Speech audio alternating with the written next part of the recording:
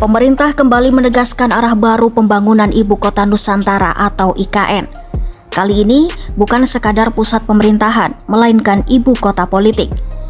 Istilah ini muncul dalam lampiran Peraturan Presiden Nomor 79 Tahun 2025 tentang pemutakhiran rencana kerja pemerintah tahun 2025. Perpres yang ditetapkan pada 30 Juni 2025 itu menyebut pemindahan dan pembangunan kawasan IKN dilaksanakan untuk mendukung terwujudnya Ibu Kota Nusantara sebagai ibu kota politik pada tahun 2028. Namun, istilah ini langsung memicu tanda tanya dan kritik. Sebab, dalam sistem ketatanegaraan Indonesia yang dikenal hanya ibu kota negara, bukan ibu kota politik.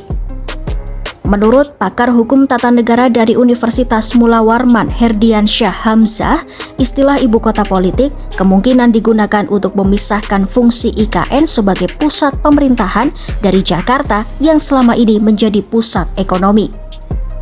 Sampai saat ini, Jakarta memang menjadi pusat pemerintahan sekaligus pusat bisnis nasional.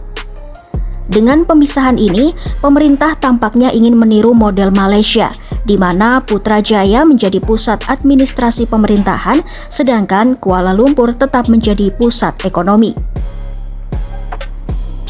Herdiansyah menilai, rencana menjadikan IKN sebagai ibu kota politik pada tahun 2028 sangat sulit terwujud. Waktu yang tersisa hanya 3 tahun, sementara infrastruktur dan kelembagaan belum siap sepenuhnya. Ia menekankan target itu hampir mustahil dicapai dalam waktu sesingkat itu. Baginya, target ini lebih menunjukkan rasa frustasi elit politik terhadap lambannya progres pembangunan IKN. Langkah ini juga dinilai sebagai upaya politik Presiden Prabowo Subianto untuk tetap terlihat melanjutkan proyek warisan era Jokowi. Herdiansyah juga mengkritik dasar hukumnya yang masih lemah karena rencana kerja pemerintah bisa berubah sewaktu-waktu. Sehingga target 2028 tidak mengikat dan sangat mungkin tidak terlaksana. Dia menyarankan agar pemerintah lebih memfokuskan anggaran dan energi untuk program-program yang langsung dirasakan publik. Terutama di saat banyak program lain masih mengalami kendala seperti program makan bergizi gratis atau MBG yang dilaporkan mengalami masalah teknis hingga kasus dugaan keracunan di sejumlah wilayah. Menurut Herdiansyah, seharusnya anggaran negara diprioritaskan untuk hal-hal pokok seperti pendidikan, kesehatan, dan kesejahteraan masyarakat. Meski banyak kritik, pemerintah tetap melanjutkan rencana tersebut.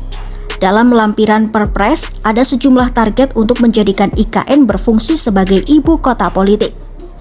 Pemerintah menargetkan pembangunan kawasan inti pusat pemerintahan atau KIPP seluas 800 hingga 850 hektar. Pembangunan gedung perkantoran ditargetkan sudah mencapai 20%. Untuk hunian layak terjangkau, targetnya adalah 50%, begitu juga untuk penyediaan sarana dan prasarana dasar. Selain itu, pemerintah berencana memindahkan sekitar 1.700 hingga 4.100 aparatur sipil negara pada tahap awal pemindahan. Sementara, cakupan layanan kota cerdas atau Smart City ditargetkan mencapai 25%. Kepala Staf Kepresidenan M. Kodari menjelaskan bahwa indikator-indikator tersebut disusun agar IKN dapat berfungsi secara politik. Menurutnya, jika eksekutif, legislatif, dan yudikatif sudah berfungsi di sana, maka IKN sudah bisa dikatakan menjadi ibu kota politik. Namun di lapangan, persiapan masih jauh dari selesai. Saat ini, kawasan IKN masih berada di wilayah Penajam Pasir Utara dan Kutai Kartanegara, Kalimantan Timur. Untuk dapat dikelola sepenuhnya, otorita IKN harus memiliki status sebagai pemerintah daerah khusus atau Pemdasus. Status ini akan memberi kewenangan bagi otorita untuk mengatur wilayahnya secara mandiri.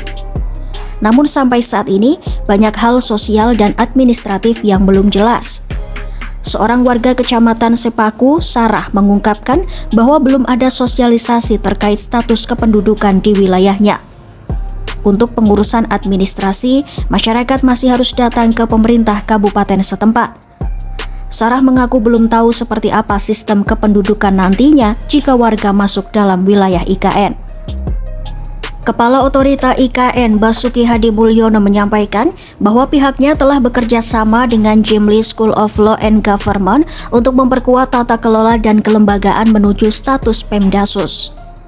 Langkah ini dilakukan untuk menyiapkan sistem pemerintahan dan aturan sosial bagi masyarakat yang akan tinggal di kawasan IKN. Sementara itu, Ketua Pembina Jimli School of Law and Government Jimli Asidik mengingatkan bahwa penyiapan IKN sebagai ibu kota politik harus memperhatikan 3 aspek utama, yaitu aturan konstitusi, kelembagaan, dan budaya konstitusional. Jimli menekankan bahwa pembangunan IKN sebagai ibu kota politik bukan hanya soal memindahkan gedung dan kantor pemerintah, namun juga tentang membangun tata kelola baru, etika pemerintahan, dan budaya kebangsaan yang lebih modern dan terbuka.